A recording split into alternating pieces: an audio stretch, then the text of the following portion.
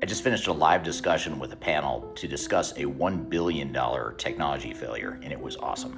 In this panel discussion, we had four other people join me. I had a government CIO, I had an attorney, I had an expert witness, and I had an industry analyst. And our whole goal in this conversation was to talk about the $1 billion SAP failure with IBM at SAAQ in Canada. Now, SAAQ is a government entity within Quebec, Canada's government, and they recently tried to implement SAP. It failed. They actually have the anti-corruption group within the Quebec government now investigating the project because there was so much fraud and corruption, allegedly.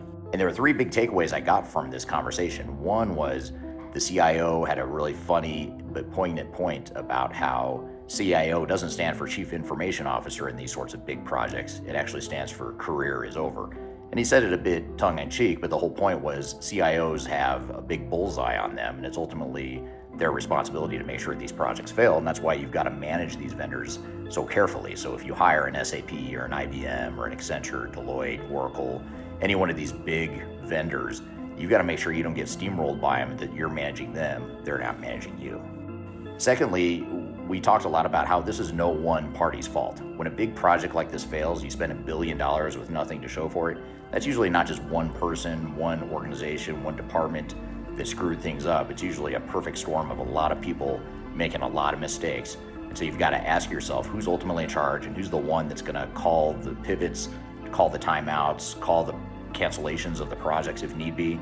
You need someone who has ultimate decision-making authority to make sure this stuff doesn't run into problems longer term. And the third really interesting thing about this project was something that came up in the discussion around decision latency.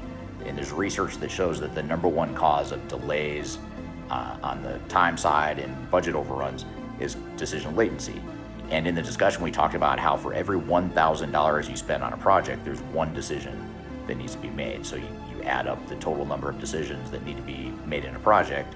That usually is one for every $1,000 you spend. And that's just a lot of decisions and a lot of decisions that can slow down the project. And when the project slows down because you're trying to make these decisions, the consultants and the vendors are still billing by the hour. They're not just stopping everything. They're not stopping the meter from running. The money keeps adding up while you're trying to figure out as an organization what you're going to do and what the decision is.